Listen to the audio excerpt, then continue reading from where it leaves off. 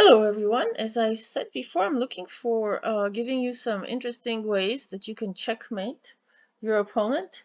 And here I want you to pay special attention to the pawns and how their role in playing in this checkmate.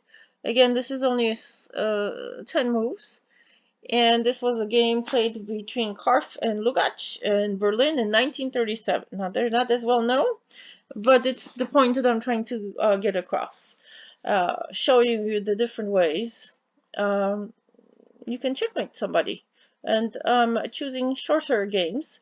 So this is designed for beginner study, and so that you can clearly see how that's done.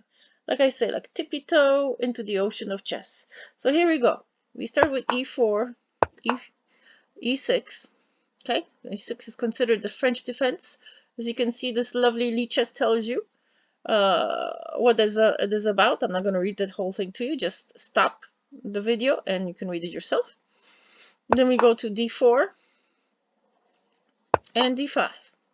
Okay, again, you can stop the video and read what the French defense is. The defense is for black, of course, when you say defense. All right, then we go to e5.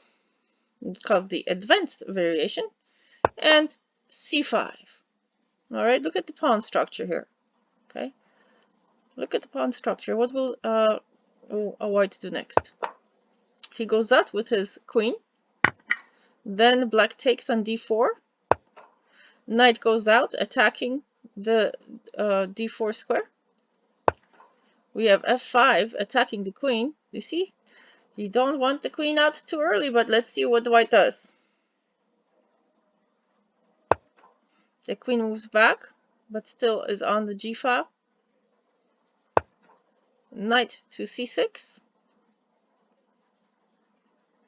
Okay, attacking that pawn, which is also protected now by the queen and the white knight. Okay, e2, the bishop is out. Bishop to d7. Knight takes on d4, so knight takes back on d4. Bishop to h5 check. e7 escaping, and queen to a3 check. Look at that. Mate. Look at that. Look at this. Only in 10 moves. Isn't that genius? Wow. You can replay this and check it again, because again, these are just short moves, and look at that. I'm just staring at the beauty of it. The queen and the bishop checkmate on different sides of the board there. So you have to have a plan and just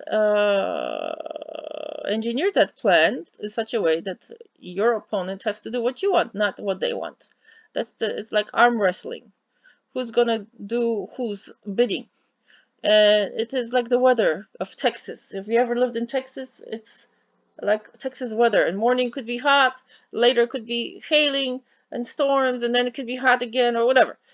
So that's how chess is played. You can have an advantage, but if you don't take care of the advantage, you might lose the advantage on the next turn.